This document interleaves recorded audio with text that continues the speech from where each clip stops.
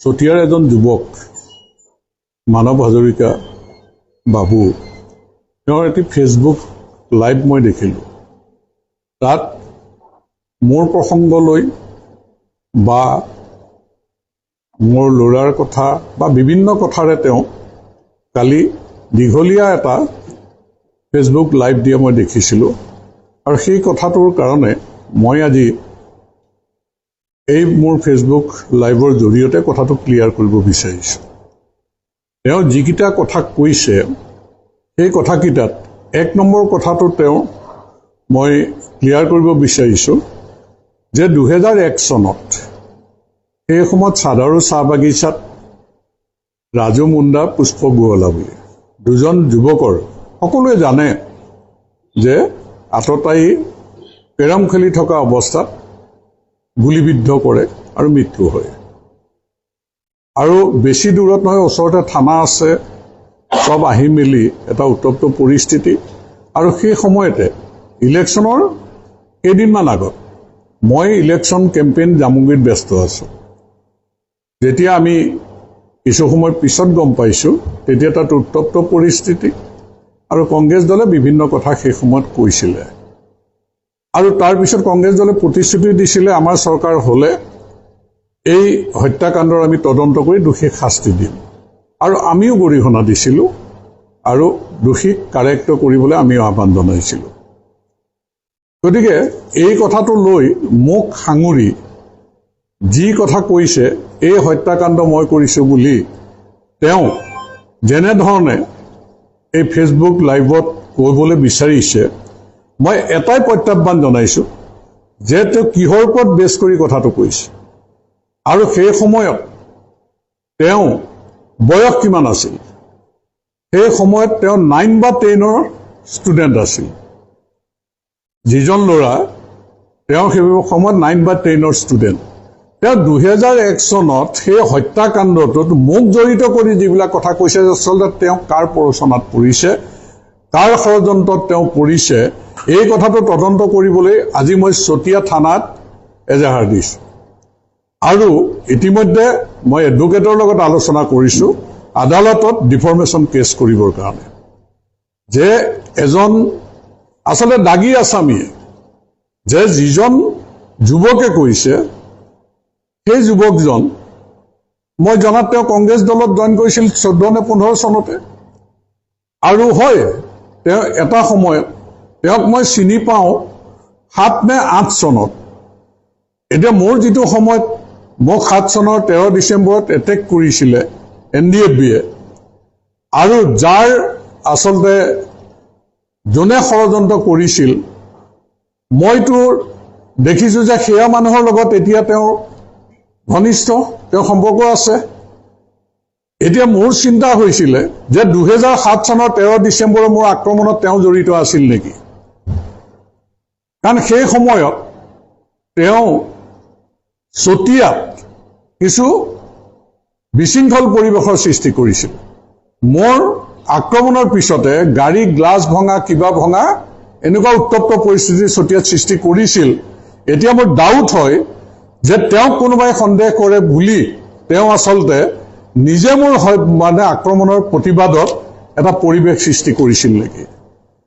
তেওঁ যিটো কথা কৈছে, তেওঁ এনেকুৱা ল'ৰা আছিল বোলে, তেওঁ বোলে বাথৰুমত গ'লেও মাকে ৰৈ থাকিব লাগে, ইমান শান্ত ল'ৰা আছিল। কোলাল গাঁওখনত সুধিলে তেওঁৰ যিটো প্ৰকৃতি, তেওঁৰ যিটো উদ্ভণ্ডালি, সেইটোতো কোনেও নজনা নহয়। আজি সেই যুৱকজন কংগ্ৰেছ দলত তেওঁ জইন কৰিছিল। তেওঁতো ভাৰতীয় জনতা পাৰ্টিটো আছো বুলি কৈছিল। আমাৰ বুথ কমিটিৰ পৰা জিলা কমিটি, মণ্ডল কমিটি চবেই ক্লিয়াৰ কৰি দিলে তেওঁ ভাৰতীয় জনতা পাৰ্টিৰ সদস্য নহয়।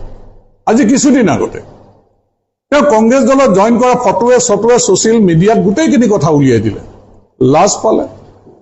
এতিয়া কি কাৰণে যে বিশ্বনাথ চাৰিআলিতে তেওঁ বেছি থাকে। এতিয়া বিশ্বনাথ সমষ্টিত তেওঁ সিফালে কেইবাটাও চিটত তেওঁ মানুহ কংগ্ৰেছৰ, তেওঁ ফেচবুকত দিয়ে বিজেপিয়ে কোনে টিকেট পাব তেওঁ জানে, বিজেপি টিকেটৰ লিষ্ট উলিয়াই দিয়ে তেওঁ। আৰু বিজেপিত টিকেট কোনে পাব লাগে বিশ্বনাথ চাৰিআলিত, পল্লৱ লোচন দাসে টিকেট পাব নালাগে, এই কথাটো কিছুদিন আগৰ পৰা তেওঁ কৈ আছে যে টিকেট কোনে পাব লাগে তেওঁ কৈ আছে। এতিয়া এই ষড়যন্ত্ৰটো কাৰ? যোৱাকালি নাভুত নাচুত কথা। আগতে হয় ৰাজহুৱা সভাত তেওঁৰ ভায়েকে যেতিয়া বিশ্বনাথ চাৰিআলিত শিক্ষক মানুহ গৈ SP অফিচৰ সন্মুখত মদ খাই গাড়ীয়ে খুন্দিয়াই চতিয়াৰে ল'ৰাক তেওঁ যেতিয়া মাৰপিট কৰিছে, বিট উলিয়াই লৈ কাটিবলৈ ধৰিছে, পুলিচে বাধা দিবলৈ যাওঁতে পুলিচৰ গাত হাত উঠাইছে। পুলিচে সেই সময়ত কণ্টেক্ট কৰি সুধিছিল যে হাজৰিকা উপাধিৰ ল'ৰা আপোনাৰ ছাৰ কিবা হয় নেকি? মইতো কৈছো আমাৰ কোনো সম্পৰ্কীয়তো নহয়েই আৰু আমাৰ লগত কোনো সম্পৰ্ক তেওঁলোকৰ নাই। এৰেষ্ট কৰিছে, জেলত আছে। এতিয়া সেইটো ডে লাইটত হোৱা ঘটনা গোটেই চাৰিআলি মানুহে দেখিছে।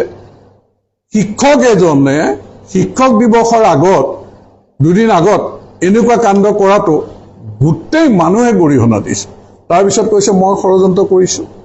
মই দুদিনমানৰ পৰা লক্ষ্য কৰিছো যে মই পল্লৱলোচন দাসৰ লগত বিশ্বনাথ সমষ্টিত কিছু সভা সমিতি কৰি থকাৰ কাৰণে যে বিশ্বনাথ সমষ্টিত মোক কিবা বদনামি কৰিব পাৰি নেকি এটা ষড়যন্ত্ৰ কাৰ কাৰ প্ৰৰোচনাত মই উলিয়াম। ইতিমধ্যে মই DC SP সকলোকে জনাইছো যে এই ল'ৰাজনে কিহৰ ওপৰত বেছ কৰি তেওঁ যে মই হত্যাকাণ্ডৰ লগত জড়িত।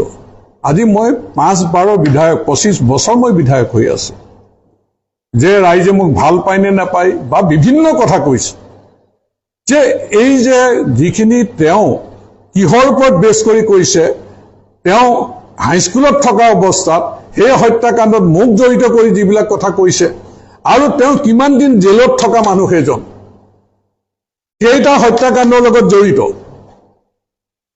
কেনেধৰণে তেওঁ ব্লেকমেইলিং কৰি বাচি আছে নেকি, এই কথাবিলাক এটা ইনকুৱাৰী কৰিবৰ কাৰণে মই আজি প্ৰশাসনৰ ওচৰত লিখিতভাৱে দাখিল কৰিছো। আৰু মই আশা কৰিম যে প্ৰশাসনে এটা উচ্চ পৰ্যায়ৰ তদন্ত কৰক। তদন্ত কৰি এই ঘটনাটো আচলতে তেওঁৰ হাতত কি তথ্য প্ৰমাণ আছে দাখিল কৰক। মোক জড়িত কৰি কোনবিলাক কথা আছে দাখিল কৰক। আৰু নহলে কাৰ ষড়যন্ত্ৰত পৰি তেওঁ কালি মই দেখি পেলাই মই এই আজি যেতিয়া বস্তুটো দেখিছো, কালি এইবিলাক কথা মানে তেওঁ ফেচবুক পোষ্টত এৰিছে বোলে। আজি যেতিয়া মই চাইছো মই তেওঁ সুস্থ অৱস্থাত এইখিনি কথা কৈছে বুলি নাভাবো। তেওঁ মুড অফ টকিংটোত মই যে আচলতে সুৰামত্ত অৱস্থাত এইখিনি কথা তেওঁক কোনোবাই কোৱাইছে নেকি, এইটো এটা তদন্ত কৰিব লাগে। তেওঁ সুস্থ অৱস্থাত এইবিলাক কথা কৈছে নেকি, যে সুস্থ হয়নে নহয়, নে মানসিক বিকাৰগ্ৰস্ত নেকি, তেওঁ হৈছে নেকি, মানসিকভাৱে ভাঙি পৰিছে নেকি। তেওঁ ফেচবুক পোষ্টত কৈছে 20 কোটি টকাৰ বোলে তেওঁ কাম কৰিছে, কাৰোবাক কৈ বোলে 50 কোটি টকাৰ কাম কৰিছে। তেওঁ কিমান টকাৰ কাম কৰিছেতো আমাৰ দৰকাৰ নাই, কিন্তু আমাৰ কোনোবাই তেওঁক মদত কৰিছে নেকি সেই কথাটোহে মোৰ দৰকাৰ আছে। আমাৰ চৰকাৰ দিনত কাম কৰোঁতে পলিটিকেলি তেওঁক কোনোবাই বেক কৰিছে নেকি এই কথাটোহে মোৰ জনাৰ দৰকাৰ আছে। গতিকে এই কথাবিলাক মই আশা কৰিম যে বিশ্বনাথ জিলাৰ মই কপি ডিচিলৈও দিছো, SP-লৈও দিছো, থানাত FIR দিছো, যে তেওঁক সোধপোছ কৰি কিহৰ বেছ কৰি এই কথাখিনি ক'লে এটা তদন্ত কৰিব লাগে। আৰু মই ডিফৰ্মেশ্যন কেছ কোৰ্টত তেওঁক কৰি আছো আৰু আদালতৰ মজিয়াত তেওঁ নিশ্চয় এই কথাৰ জবাব দিব লাগিব। গতিকে তাৰ কাৰণে মই আজি ৰাইজৰ মাজত এনেবিলাক কথাই যাতে বিভ্ৰান্তিৰ সৃষ্টি নকৰে, চাহ জনগোষ্ঠীৰ মানুহৰ মাজত যাতে এনেবিলাক কথাই বিভ্ৰান্তিৰ সৃষ্টি নকৰে। কাৰণ আগত আছে নিৰ্বাচনলৈ 1 মাহ নাই, যে মোক পৰিকল্পিত ষড়যন্ত্ৰৰে বিভিন্ন সময়ত আক্ৰমণ কৰি থাকে, নিৰ্বাচনৰ আগমুহূৰ্তত আক্ৰমণ কৰে। পঞ্চায়ত নিৰ্বাচনৰ 2007 চনৰ 13 ডিচেম্বৰত মোক গুলিবিদ্ধ কৰিছে। গতিকে মই কিলোৱে ডেইলি টেবলেট খাওঁ বোলে তেওঁ কালি কৈছে। মই মাহে মাহে বোলে ছিংগাপুৰ যাওঁ ট্ৰিটমেণ্ট কৰিবলৈ। তেওঁ সুস্থ হৈ থাকক, তেওঁ টেবলেট কেতিয়াও মুখত দিব নালাগে। গতিকে যিবিলাক তেওঁ আক্ৰমণ মোৰ পুত্ৰক লৈ যি আক্ৰমণ কৰিছে গতিকে কি ষড়যন্ত্ৰ তেওঁ মানসিক বিকাৰগ্ৰস্ত নে কাৰ প্ৰৰোচনাত কৰিছে এই কথাটো এটা উচিত তদন্ত কৰিবৰ কাৰণে মই প্ৰশাসনৰ ওচৰত দাবী জনাইছো চৰকাৰৰ ওচৰত দাবী জনাইছো মই আশা কৰিম এই ক্ষিপ্ৰ গতিৰে এই তদন্ত কৰক আৰু কিয় এই কথাবিলাক কিহৰ ওপৰত বেছ কৰি কৈছে এই কথাবিলাক ওলোৱাটো মই আন্তৰিকতাৰে বিচাৰিছো